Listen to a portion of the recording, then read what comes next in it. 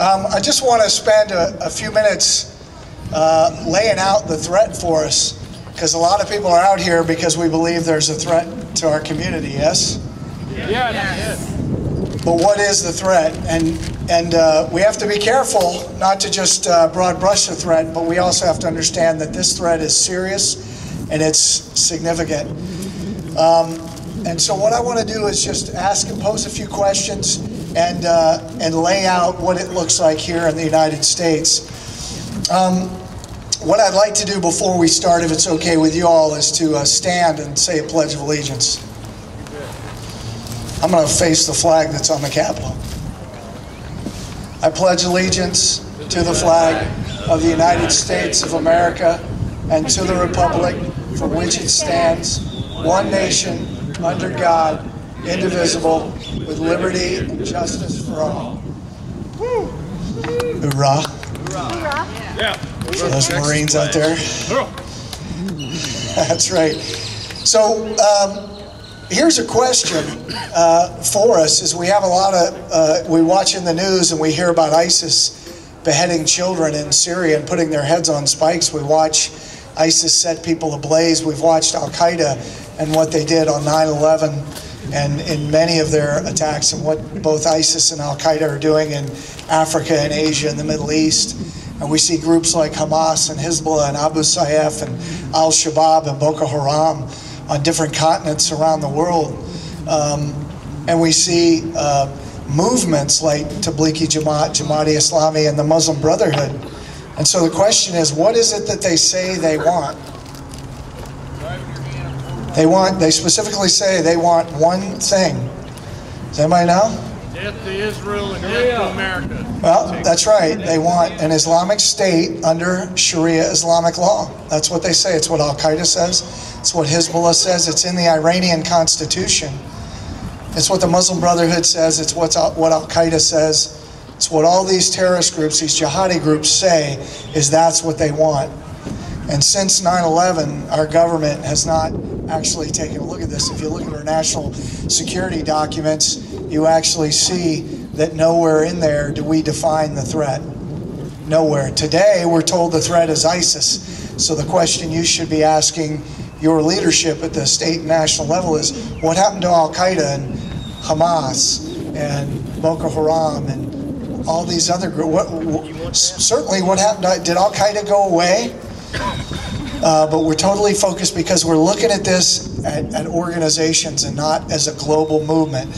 They say they're a global movement. They say that the leading edge of the movement is the Muslim Brotherhood, and the Muslim Brotherhood says they exist to wage jihad in order to impose Sharia and establish an Islamic State.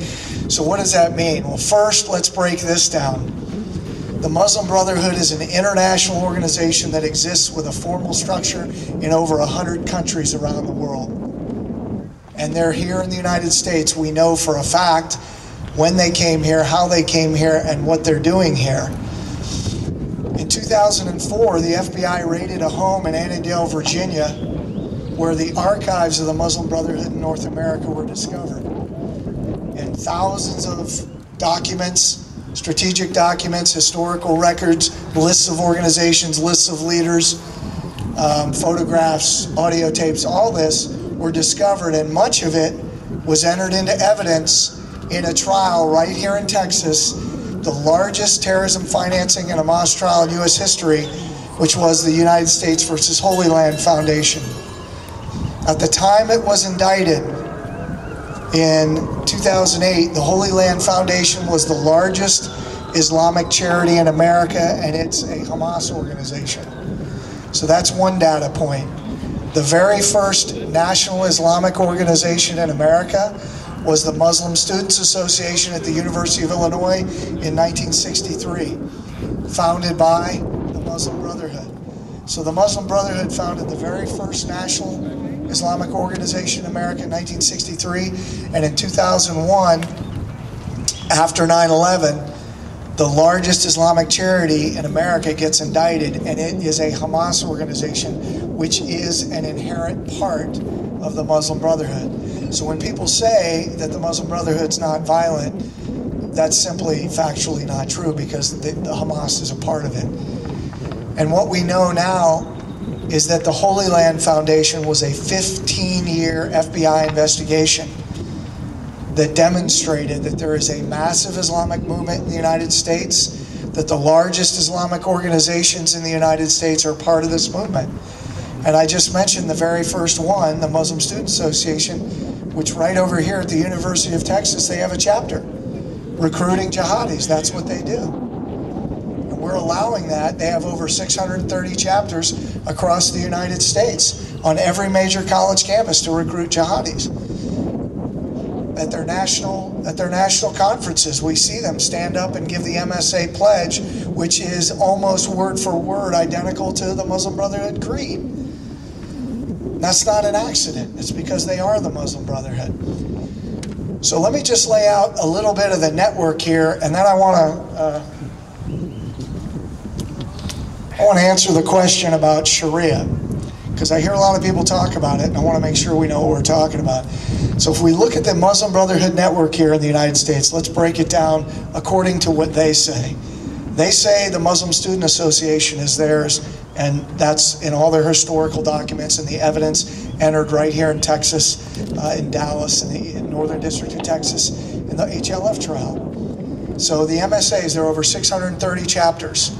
The Islamic societies, which exist here in Texas as well as many other states, there are about 150 of those across the United States, and the headquarters organization is the Islamic Society of North America. The Islamic Circle of North America, these are the guys who put the billboards up that say, "Why Islam?" 1-800, you know, got Sharia, all that stuff, that's them. These are the people hosting family days at the Six Flags Park around the country. And these are the organizations, along with the Islamic Society of North America, which are primarily handling the interfaith dialogue across the United States with your pastors, including right here in Texas. So when they go to these interfaith dialogues, they're not meeting with random Muslims. They're meeting with the Muslim Brotherhood, whose stated objective in their strategic document is civilization jihad. Right? And for those who don't know, Micah, thank you for mentioning it.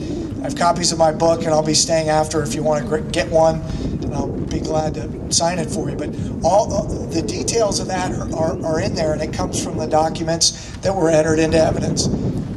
Now, we also have the Islamic centers and the mosques and the masjids, of which in the United States there are over 2,100 Islamic centers in all 50 states. 2,100. And we know, as a matter of fact, from property records who owns the property and the leaders of these organizations, that over 80% of them are Muslim Brotherhood. Well, you do the math. 80% of 2,100 is a big number. Now start adding these numbers together when we're looking at this network that's here. Now if we start talking about the other organizations, the Muslim Public Affairs Council, the Council on American Islamic Relations, which is a Hamas organization, and all the others, each of which has between 35 and 50 organizations, offices around the country, and the Islamic associations, which are part of the Hamas network here. And what is happening at the federal level? Well, let's look at that. The Islamic Society of North America and the evidence put forth at the Holy Land Foundation trial in Dallas in 2008, the largest Hamas trial in American history, demonstrated that ISNA is not only the nucleus for the Muslim Brotherhood movement, it directly sent hundreds of thousands of dollars to Hamas leaders and organizations overseas. That's a fact. And 3 weeks ago in the White House, the President of the United States met with the current and the previous president of ISNA. And last year, he did a video where he congratulated them on 50 years of service on their 50th anniversary here in America, which I'm not sure where he's getting his numbers because they haven't been around since the 80s. So maybe we have a mathematical error, but that's the President of the United States publicly saluting an enemy in the United States whose specific doctrine states they exist to destroy the United States. Some of you may know Abdurrahman al-Amoudi, and why you may have never heard that name. He was the Islamic advisor to President Clinton. He founded the Muslim Chaplain Program for the Department of Defense. He was a goodwill ambassador for the State Department. He worked with the Department of Education and the ACLU to decide what goes into public school textbooks about Islam, and had many other positions in advisory roles inside the government.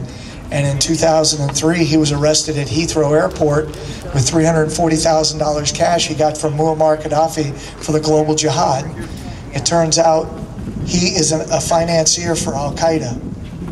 And now he's in prison, federal prison. He was sentenced to 23 years.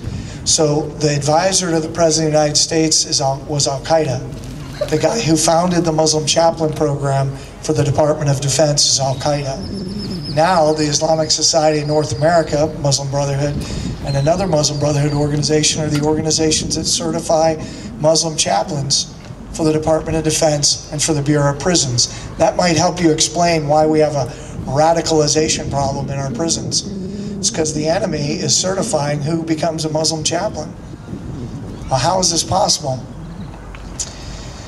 So I want to go back to the comment I started with. So is everybody, at least in the time allotted, did I at least kind of give you an idea that we have a pretty significant problem here, right, with the Muslim Brotherhood network? Okay? And since our government is working with the leaders of these very organizations, that creates a little bit of a problem. At the federal level, they are. So now, if we go back to the first question, what is Al-Qaeda, ISIS, the Muslim Brotherhood, Boko Haram, Abu Sayyaf, Al-Shabaab, all these terrorist organizations, what do they have all in common? Is that they all say they want to establish an Islamic state under which Sharia is the law of the land. Well, what is Sharia? And this is something I think we are, as a nation, as citizens, we need to understand this, because ISIS is very clear. Osama bin Laden and now Ayman al-Zawahiri of Al-Qaeda are very clear.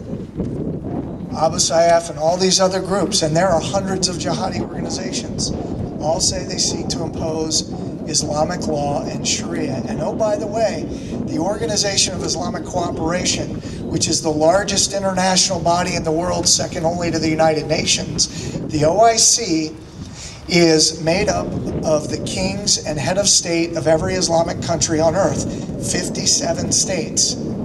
It's made up of 57 states. I'll let that sink in for you, for those of you that just missed that. 57 states, right?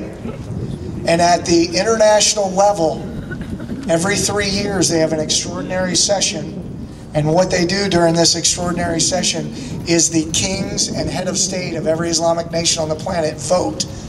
And in 1990, they wrote and approved the Cairo Declaration that said, we, as the entire Muslim world at the head of state level, agree completely with the International Declaration of Human Rights only insofar as it does not, one, contradict Sharia, and number two, we only understand the term human rights through the lens of Sharia. Okay? That means when they say officially human rights, they mean the imposition of Sharia. Is everybody with me on that? In 1993, they served that as an official treaty to the United Nations. So since 1993, the entire world has been put on notice that the Muslim world defines human rights as the imposition of Sharia law. Well, the OIC wrote a 10-year plan in 2005, and in that plan, they said that one of their primary goals was to spread human rights. So as an organization, they defined human rights as Sharia and the imposition of Sharia.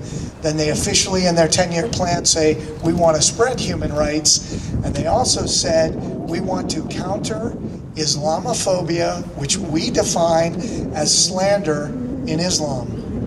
I'm going to get to that in a minute, but the definition of slander in Islamic law is to say anything about Islam or a Muslim he would dislike. It has nothing to do whether it's true or false.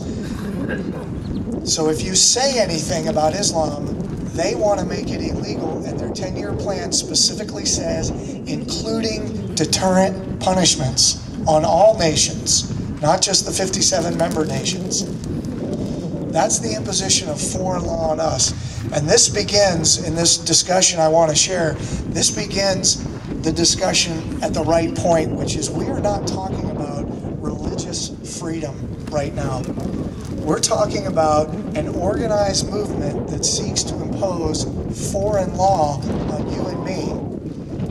Now, the U.S. Constitution in Article 6 says this Constitution shall be the supreme law of the land, period. Right? Yeah. Well, so this isn't a religious freedom. If you want to come and pray to whoever you want to worship a soda can, good for you. Who cares? That's not what this is about. Their doctrine, and I think we should start listening to the other side, their doctrine says they're obliged to impose Sharia by all means, including force, violence, until Sharia is the law of the land and the whole planet. So now let's go back to what is Sharia. Sharia comes from two primary sources. One is, come on, say it like you know it. Anybody out there? Okay, the Quran, and the other is the Sunnah. So the Hadith and the authoritative biography of Muhammad. So Muhammad is the Insan al-Kamil. He's the most perfect man in Islam. And then you have the Quran, which is the uncreated word of God. Here's why this matters. Is because in the Quran, 3 times it says whatever comes chronologically last overrules everything that comes before it. And the last surah in the Quran, the last chapter to talk about Jihad is Surah 9. Fight and slay the unbelievers wherever you find them, and lie in wait for them in every stratagem of war. If you're a pagan, you must convert or die. If you're a Jew, Christian, Zoroastrian, or had a holy book at the time of the writing, then you have a third option. You submit to Islamic law, you become a dhimmi, you pay the jizya, the non-Muslim poll tax, and you, quote, feel yourselves subdued.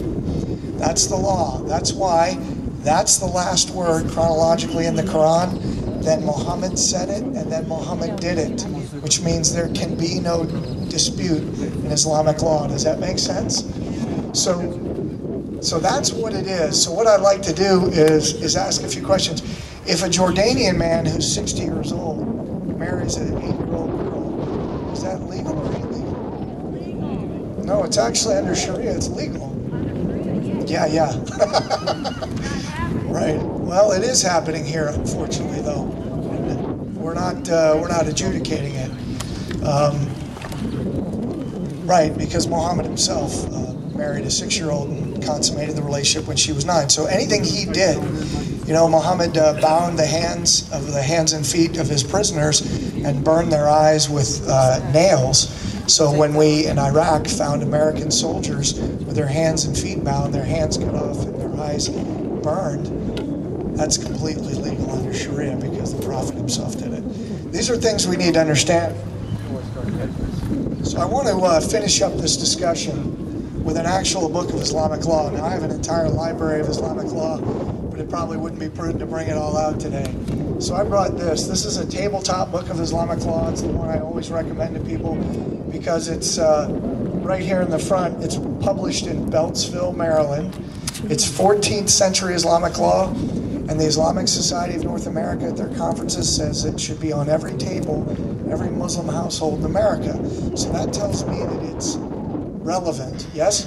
And when I open it up, right here in the beginning, there are a bunch of certifications, and one of them is the 2 most prominent Islamic organizations in North America when it comes to Sharia, the Fiqh Council of North America and IIIT, whose president signs this letter saying this is good law. So the Muslim Brotherhood says this is good law. So when we hear the Muslim Student Association talking, or CARE, or ISNA, or ICNA, or IIIT, or any of these organizations, Muslim Public Affairs Council, Muslim American Society, the Islamic Centers, when we hear them talking, they say this is good law. And the Fiqh Council, which is the organization in North America that ensures the Brotherhood adheres to Islamic law, says this is good law. But also, right here, Al-Azhar University in Cairo, the oldest and most preeminent school of Islamic jurisprudence, says this is good law. That means this is like 15 9-0 Supreme Court rulings saying this is good law. That's the gold standard in the world of Islamic jurisprudence. Because remember, an imam is not a pastor, priest, or rabbi. He's He's a legal scholar. This is law. So if we just turn to Book O, Justice, and we read Jihad. Let me read this for you. Jihad means to war against non-Muslims and is etymologically derived from the word mujahada, signifying warfare to establish the religion. There is no other such definition in Islamic law for jihad. If I back up a little bit, a couple pages, then I go to apostasy. Apostasy is when somebody leaves Islam. Leaving Islam is the ugliest form of unbelief and the worst. When a person who has reached puberty and is sane voluntarily apostatizes from Islam, he deserves to be killed. In such a case, it is obligatory for the caliph or his representative to ask him to repent and return to Islam. If he does, it's accepted of him. If he refuses, he is immediately killed. Is there anything unclear to you about that? And everything you've heard about, when you look at all the laws on slander, which is this word Islamophobia, which was coined by the OIC at the international level, legally served to the United Nations. This has real meat to it. That's the imposition of the Islamic law of slander, which is to say anything about Islam that they would dislike. That is in direct conflict with Western understanding, and specifically our understanding in America of free speech. And yet people are being killed for it.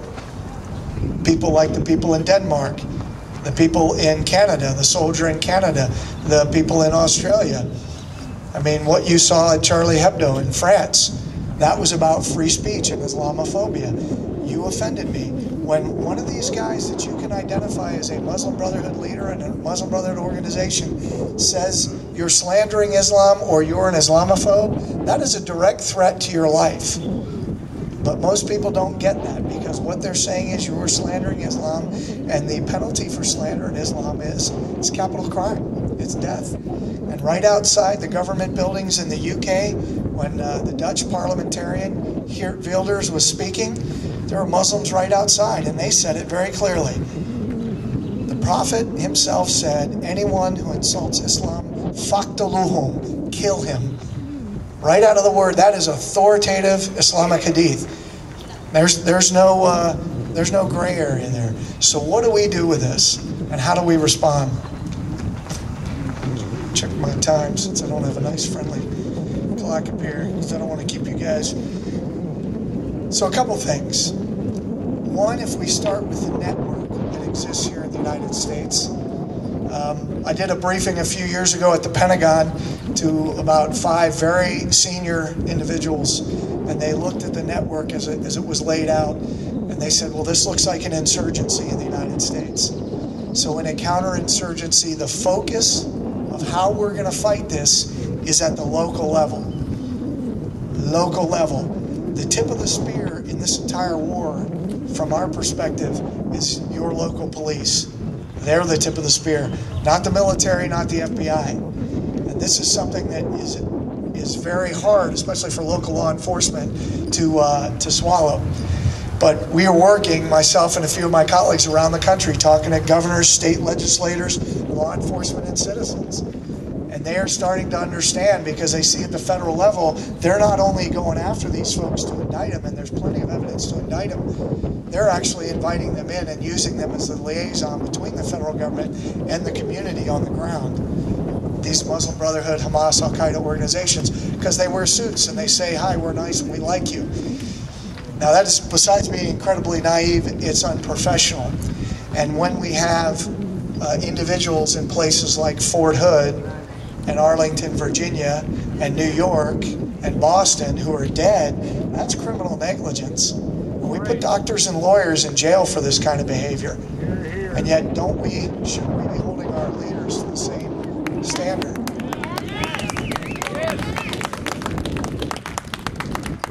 So this is what we're talking about here. Number one, it's a national security threat, but this is a legal argument. Anytime that I speak, and I do 3-day law enforcement programs around the country, briefing people, including this one right here, I speak, so if someone tapes every word I said, I'll go into a court of law with it, because I can back it up, because the evidence is already there. This is not a discussion. These are facts. This is the nature of the threat that we're facing. And most Americans assume that these organizations at the federal level are doing their jobs, and they're not. They're assuming that FBI and DHS and the White House and the national security staffs are not. But when you can literally point to individuals and organizations that the National Security Council are working with, that the White House working with, that the FBI, CIA, and the Pentagon are working with, they wear suits, but they're actually part of the same family as Al-Qaeda, Hamas, and ISIS. That creates a very different problem, but it does explain a lot, doesn't it? It explains why in 2005, our government, the State Department, wrote the constitutions for Iraq and Afghanistan, which created Islamic states under Sharia, which was the regional objective for Al-Qaeda.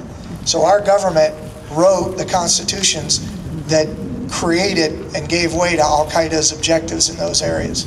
That's a problem, right? Yeah. The fact that we are the ones, if you look in the military, in the law enforcement at the federal level, if you look at, quite frankly, the religious community and the media community on university campuses, their strategy says civilization jihad by their hands, meaning our hands. They get our leaders to do what they want to achieve. So for instance, they got our State Department to write those constitutions in Iraq and Afghanistan by simply saying, yeah, make Sharia the law of the land, it doesn't matter. Sharia is nothing, it's the rocks, it's the trees, it's just a spiritual way of living, which is not true, it's factually not true. So they got their way there. If you were in the military or law enforcement, you pop your head up and talk like this inside. It's not, the Muslim Brotherhood doesn't need to come in and silence you. It's your supervisor and your next two layers of supervisors will come in and say, hey, shut up. And that's what's happening across your government. Good men and women are being silenced for speaking the truth, doing the very thing they swore an oath to the Constitution to do. There's a huge conflict inside the government right now. And as a matter of fact, I'll share this. One individual who at some point in the near future, because the appropriate committees, heads, and Congress are aware of this, but still fairly sensitive, he has had his badge and his gun stripped from him, and literally his agency removed the names of known terrorists out of our data system. But the good news is he has all that evidence, and that'll be probably coming out at a trial at some point. But these are the kinds of things that are going on inside the government. This is outrageous behavior. And what it means is at the federal level, they are failing to do the duty that they swore an oath to do. So they're not only violating their oath, in many cases, because they're knowingly working with these guys, they're violating the law. And there has to be a reckoning for that at some point. Right. So when we look at the answer has to be at the local level. And here's how it works, and this, I'll close on this, is the way this works is you get local citizens to actually understand this. And you need to talk about this in the right way. And I don't mean like, you know, well, we need to soft shoe it. But when people have zero understanding of what some of you have an understanding of, you can't come up and hit them in the face with a shovel. Because that will not help them, draw them into this. You need to begin to explain this to them in a way they're going to receive it. Because we need citizens who can understand this so that they can put positive pressure on county councils and city councils to allow local police to identify these individuals and organizations in the city and county and to root them out using every available means legally. And there's plenty they can do. I'm working with people in different jurisdictions, and we're starting to see this move. And you get the legislators at the state level, and the government, the governor's office, and the state attorney, the attorney general for the state, to provide top cover for what you can be sure will come from the federal government, which will be civil rights claims, that you're violating civil rights of people, when actually what you're doing is you're following the evidence, and you're identifying hostile organizations right here in your community.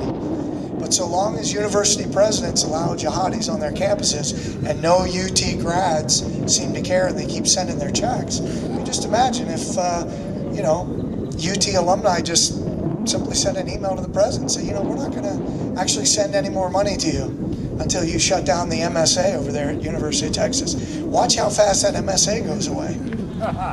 Yeah. Or the school shuts down, one or the other. They're not going to exist without alumni funds.